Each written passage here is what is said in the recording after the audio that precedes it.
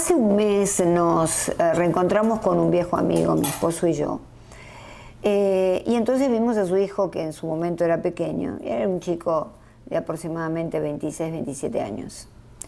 Y entusiasmados le preguntamos, ¿qué estás haciendo? ¿Cuál es tu proyecto de vida? Y él, ante nuestra sorpresa, nos contestó, no, yo no hago nada. Mi proyecto es no hacer nada. Realmente una afirmación sorprendente, inquietante, ¿verdad? Que sin embargo encontramos bastante en la juventud actual.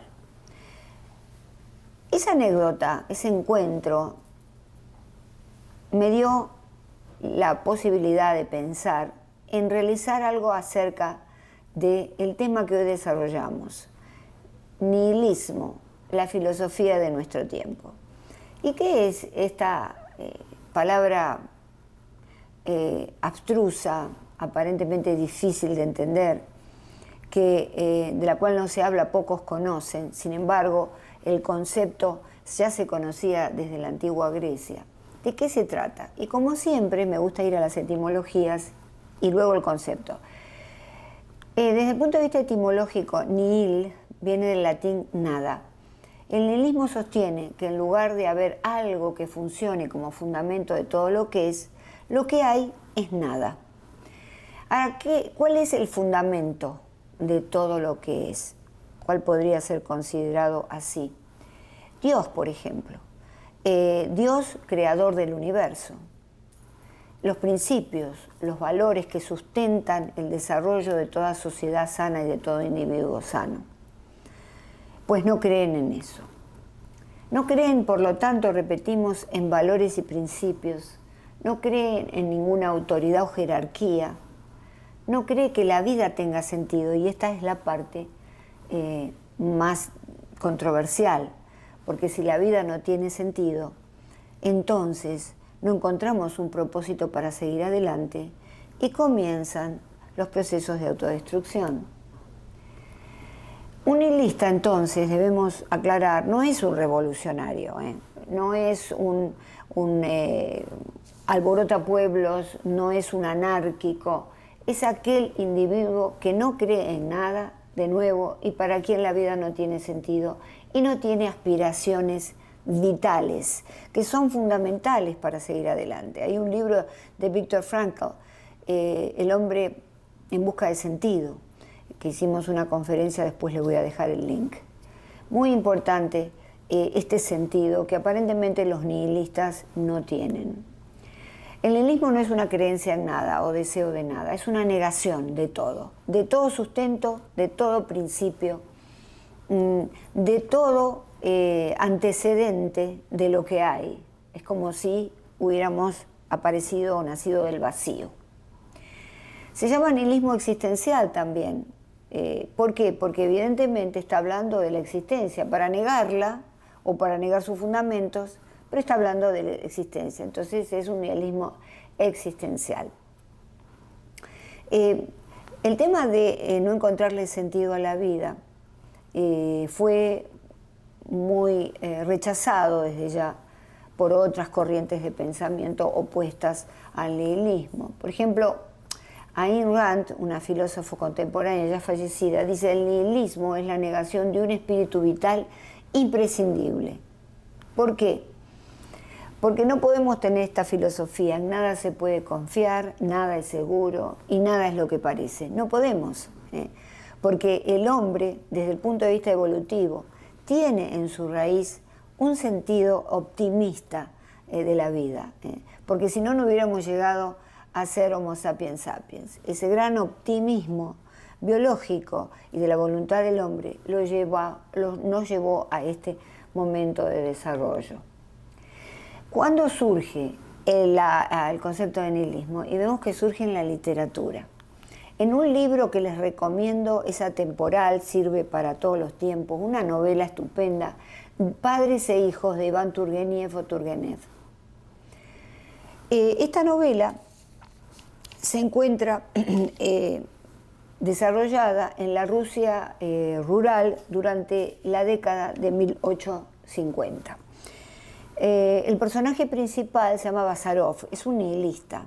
Bazarov con su amigo Arkady va a conocer la hacienda del padre de Arkady, lo llevan. Inmediatamente es rechazado porque es un individuo con ciertas características que no gustan a los demás. Sin embargo, a través de este personaje se da vida a los tumultuosos trastornos ideológicos que ocurrieron en el camino a la modernización de Rusia. ¿Y cuáles son esas características? Esas características es que era muy crítico de la sociedad, el personaje. Afecto plano, una persona relajada como que nada le interesa. El afecto plano porque no se sabe nunca si está contento o si está triste. ¿Recuerdan Mr. Spock? El famoso personaje de Viaje a las Estrellas. Mr. Spock era un hombre así, que no tenía ningún tipo de... no era un nihilista desde ya, pero me refiero que su rostro no denotaba ni su apariencia ningún tipo de emociones. De hecho, rechazaba los sentimentalismos, al igual que un nihilista, aunque no lo era. Porque el nihilista es pragmático, es racional, está desencantado y está desesperanzado de la vida. Su postura es: me quedo aquí, no hago nada, porque todo no sirve. En el cine ustedes pueden ver una película con Marlon Brando que se llama On the Waterfront, que en Latinoamérica se llamó Nido de Ratas. Marlon Brando era este personaje nihilista. Luego tenemos a Alex de La Naranja Mecánica, era también un nihilista, si ustedes quieren revisitar esta película o verla si no la vieron. Y muchos argumentan también que es Garfield, el personaje Garfield es un nihilista de nuestra época. Descrito hace 50 años, dibujado, pergeñado, pensado hace 50 años por su creador, sigue siendo un éxito. Sin embargo, detrás de todas estas series que a veces son muy divertidas, porque un nihilista también puede verse en un costado de diversión, tenemos a un personaje que está cansado, que no quiere hacer nada, que nada le interesa, solamente comer las comidas que a él le gustan. También hay un rechazo de toda autoridad, y este es un punto de inflexión muy importante, porque no hay odio, no es un misántropo el nihilista, es decir, no odia al mundo, a la humanidad, sino que es un rechazo de todo lo que se le impone desde afuera como una jerarquía y le va a indicar lo que tiene que hacer. Por lo tanto, hay un rechazo de las reglas morales, porque lamentablemente, mis amigos, tenemos que tener reglas para convivir entre todos. No podemos dictar nuestras propias leyes personales, y eso es lo que no le gusta al nihilista. ¿Cuáles son los antecedentes filosóficos de este pensamiento? Ustedes saben que todo pensamiento que parece nuevo nunca es nuevo, porque siempre se recuesta sobre los antecedentes de teorías pasadas. En principio, la escuela cínica. Ustedes saben que fue creada en la antigua Grecia por Antístenes. Antístenes fue el fundador, y uno de los más emblemáticos representantes del cinismo fue Diógenes. Diógenes, que de hecho cínico quiere decir perro, ¿no? Porque los cínicos creían que la vida natural era la más importante. Por eso Diógenes andaba lleno de perros. Y además creían que había que rechazar a la civilización porque traía muchos males al hombre. Entonces, lógicamente, Diógenes vivía dentro de una vasija muy grande con sus perros, y las características de este hombre y de todos los cínicos es la desvergüenza. Andaba desnudo, se paseaba desnudo, todo el mundo lo criticaba, porque quería ser un hombre natural, quería ser como los perros. Hay provocación e irreverencia, libertad en el hablar, que los griegos le llamaban parresía, y que hoy en día tenemos mucha libertad en el hablar. Hay un auge de la parresía en figuras representativas, paradigmáticas de nuestra sociedad, de nuestra política y nuestra vida actual. Siglos después aparece Kant, que decía, y puso una semillita de nihilismo: la religión en términos de inmortalidad del alma, origen del universo, el sentido de la vida y de la existencia de Dios, no puede demostrarse, porque no pertenecen al dominio del saber, sino al de la creencia. Kant decía, tenemos que creer, sí, pero aquello que podemos demostrar con la mente, con la razón. Dios no se puede demostrar con la razón. Y luego, por la misma época, Friedrich Heinrich Jacobi es el primero que utiliza en filosofía, en 1799, en una carta a Fichte, otro filósofo, la palabra nihilista. Claro que desde ya el representante máximo del nihilismo, por supuesto, que es Friedrich Nietzsche, ¿verdad? Él tiene varios libros, una teoría impresionante sobre lo que es el nihilismo, muy desarrollada, y uno de sus libros, probablemente el que más conocen, Así hablaba Zaratustra, encuentra tres conceptos muy enigmáticos, ¿verdad? Que ha dado mucha polémica. Uno de ellos es Dios ha muerto. ¿Y qué quiere decir? Como Dios ha muerto para los católicos, apostólicos y romanos, para los cristianos. Esto realmente es una herejía, como Dios ha muerto. Quiere decir que si nosotros no creemos en Dios, al morir esa creencia, mueren los principios, mueren los fundamentos, mueren los valores. Y eso para Nietzsche es el primer paso hacia el desarrollo de la voluntad de poder y del superhombre. Es decir, ¿qué es la voluntad de poder? Yo voy a rechazar todo lo existente y voy a crear toda una plataforma nueva de valores. Claro que dice Nietzsche que para eso hay que ser un superhombre y que la época, por lo menos la de él en ese momento, no tenía las condiciones dadas para la emergencia de este superhombre. Entonces, de esta teoría se extraen tres tipos de nihilismos. El primer nihilismo es el nihilismo activo o positivo, que indica que hay que destruir todo valor y principio, como ya sabemos, que da sentido a la existencia. Los dogmas tradicionales, religiosos, políticos, morales, para construir un nuevo hombre con madurez superior. Él hablaba justamente de este superhombre, ¿verdad? Luego tenemos el segundo nihilismo, que es el nihilismo pasivo, decadente o negativo.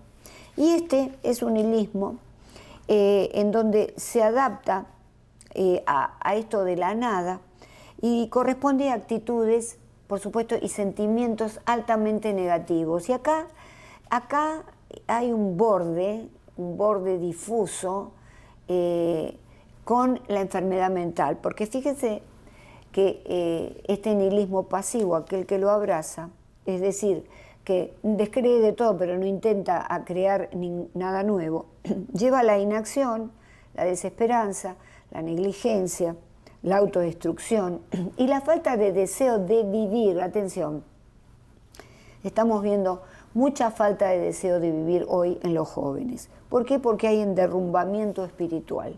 Y después tenemos el nihilismo optimista. Si la vida es innecesaria, entonces se busca la felicidad, dándole un nuevo significado a la existencia propia. A través, de nuevo, si vamos a las fuentes de Nietzsche, del superhombre y la voluntad de poder. Recordemos que la época de Nietzsche es una época también muy convulsionada, al igual que Padres a hijos, aparece este nihilista que en realidad aparece como una especie de respuesta a la época de convulsión que había en Rusia en el camino a la modernización.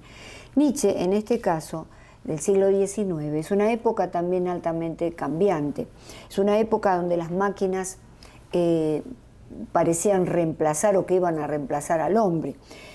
Crece el sentido extremo de la competencia y la religión ya no explica la religión el mundo moral.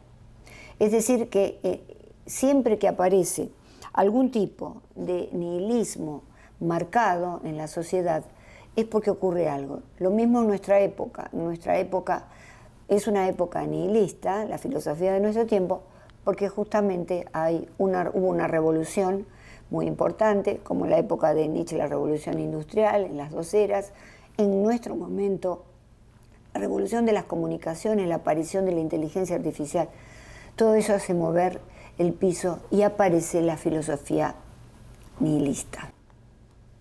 ¿Cuáles son las diferencias entre el existencialismo y el nihilismo? Pues dijimos que hay un nihilismo existencial, pero tienen algunas diferencias particulares. Arriba lo vemos a Sartre, Jean-Paul Sartre, que escribió este libro El ser y la nada, ya estableciéndose un poco en el corazón del nihilismo existencial. ¿Cuáles son las diferencias? Bueno, el existencialismo es un análisis de la existencia humana y el nihilismo es una negación de los valores y el sentido de la existencia. El nihilismo es existencial porque, en definitiva, la vedette y la protagonista es, sin duda, la existencia. ¿Cuál es la diferencia entre el nihilista y el ateo? Atención. El nihilista no cree en los valores, principios, autoridades de ningún tipo, jerarquías de ningún tipo, sentido de la vida o en creencias de una sociedad. Y aquí les dejo, sería como el símbolo nihilista, el cero, ¿no? La nada. Y el ateo no cree en ningún Dios. Y este es el símbolo del ateísmo. No cree en ningún Dios, pero puede creer en los principios morales de una sociedad, en la autoridad, en las jerarquías. Vamos a ver ahora el nihilismo en el diván. Y este es el diván, haciendo una digresión.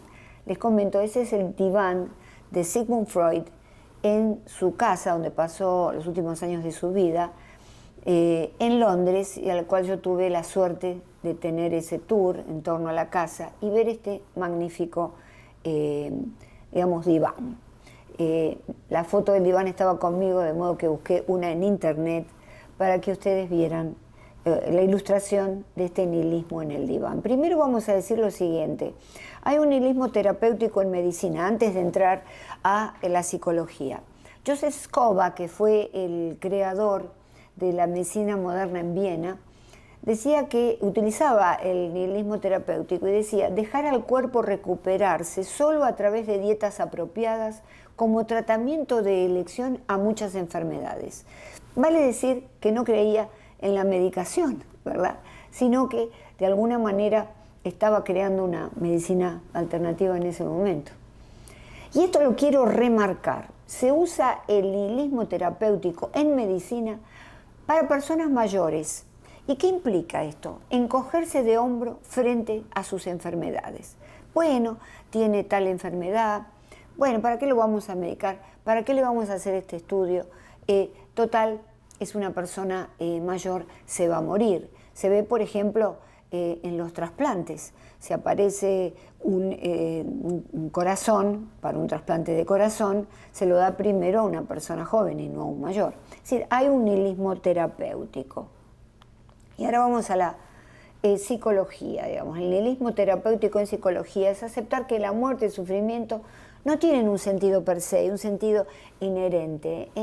Y entonces, al aceptar esto, bien dirigido, el paciente puede tener el control de su propia curación, encontrar sus propios recursos internos. También es útil para crear un vacío fértil que permita a la persona reconstruir su identidad. Es profundo el concepto, pero se hace. Y no solamente porque exista una corriente de nihilismo terapéutico, esto es una herramienta que se puede utilizar en cualquier corriente de psicología. Ahora vamos a lo más importante sobre el nihilismo, porque pongo nihilismo en el diván. ¿Qué puede estar pasando en la psicología, en la mente de una persona que no quiere creer en nada, de una persona que no le interesa nada? En principio puede haber un delirio nihilista, y esto es algo muy atendible. El delirio nihilista es aquel en que una persona niega, por ejemplo, la muerte de un ser amado, niega que la vida le está pasando cosas, no se puede enfrentar y hace una negación. Pero es un delirio porque construye toda una historia en torno a esto. Lo segundo es que el nihilismo, como un síntoma, ¿verdad?, es una defensa contra traumas del pasado, porque una persona que fue muy decepcionada, muy maltratada, muy mal querida, muy mal amada, entonces se cierra sobre sí mismo, como una tortuga o como un caracol, y decide no sentir nada y no creer en nada. Luego tenemos la depresión noógena o espiritual, y esto también se da en la clínica. Depresión que no son por problemas psicológicos exactamente, sino depresiones espirituales. Vale decir, noógeno viene de nous, que quiere decir espíritu. Entonces, la depresión espiritual hoy está a la orden del día. También se puede ver como consecuencia de esto nihilismo que vivimos hoy. No creemos en nada y entonces no solamente me deprimo espiritualmente, sino que comienzo con las tendencias autolíticas, vale decir, tendencias al suicidio. Atención con esto. Esto sería la psicología del paciente nihilista. Vamos a ver el nihilismo y sus consecuencias psicosociales, esta creencia en la nada, ¿no? Vamos a repasar. Si desconocemos cómo vivir porque hemos destruido las tradiciones, saltaremos a otras tradiciones, porque en el corazón del hombre está esta necesidad de creer en algo del pasado, en sostenernos como una cuerda, como la ropa que se cuelga en una cuerda, como el tejido que está en una aguja de tejer. Entonces, si estamos desprendidos fuera de ese tejido, saltamos a otras tradiciones. Y acá viene, atención para los padres, acá viene el salto que están haciendo muchos jóvenes a nuevas ideologías cuestionables, a grupos terroristas o lo que sea, para darle un sentido, una dirección a nuestra existencia. Porque si yo no tengo valores para dirigir mi existencia, me voy a agrupar con los disvalores. La falta de un fin, falta de respuesta al para qué estoy acá, sin el consuelo de una religión que nos habla de un más allá con el cual nos encontraremos, con personas que amamos ya fallecidas, sin el consuelo de certezas y principios que nos expliquen la existencia, se impone el caos en la salud mental. Por eso hoy hay un incremento de ansiedad, depresión, neurosis espiritual, que sería la depresión espiritual, los impulsos autolíticos, los impulsos al suicidio y la desesperación. Muchas veces me llaman de los medios a preguntarme, pero ¿por qué este hombre que era tan bueno un día sacó un arma y mató al padre o mató a la pareja?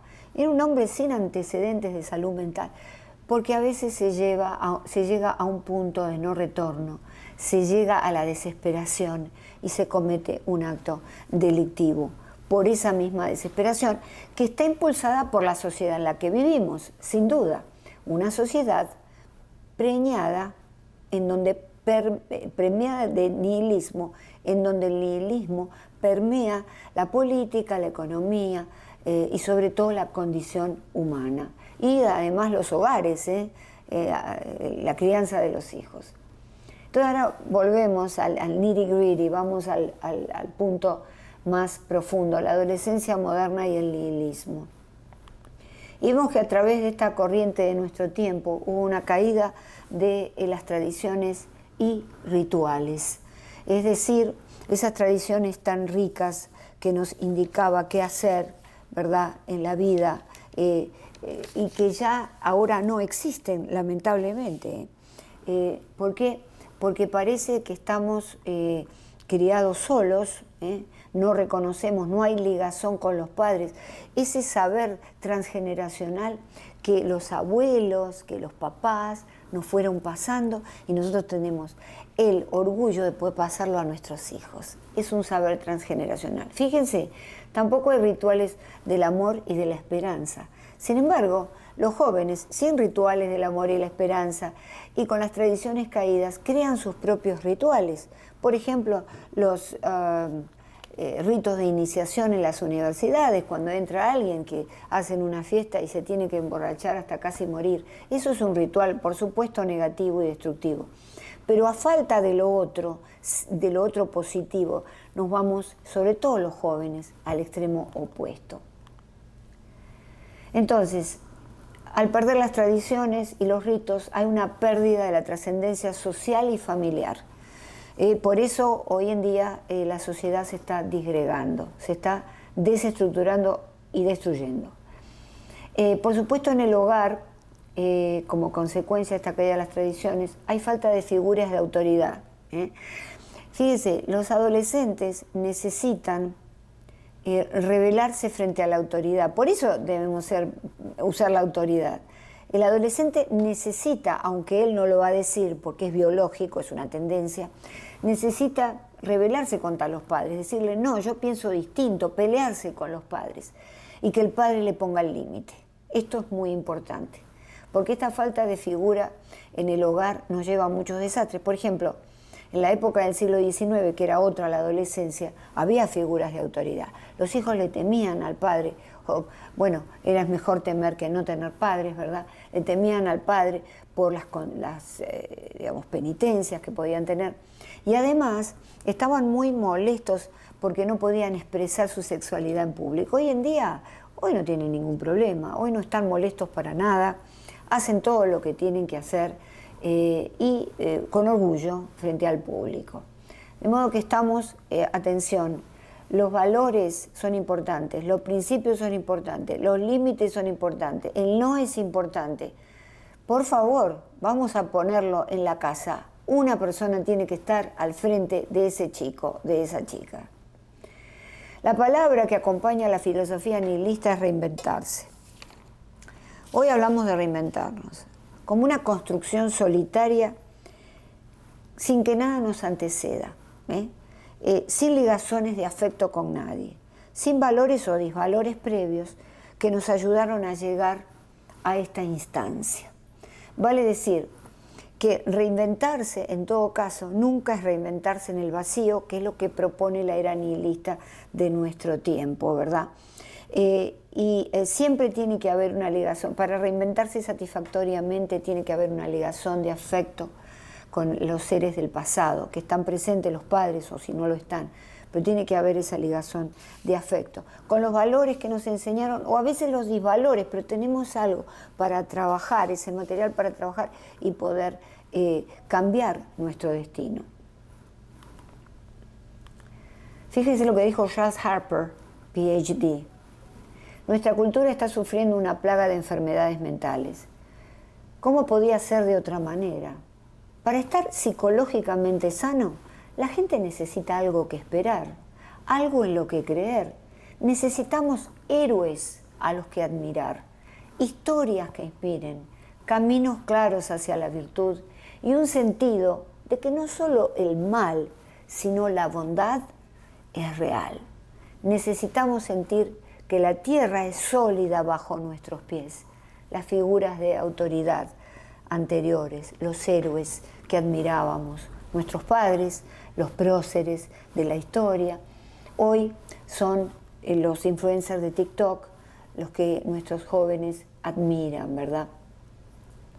Y entonces estamos en un problema serio, porque necesitamos sentir que la tierra está sólida bajo nuestros pies.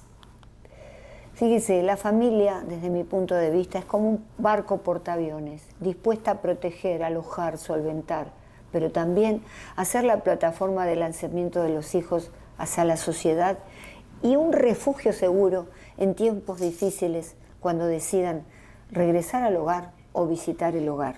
Siempre hay allí un oído atento a lo que los hijos nos requieran.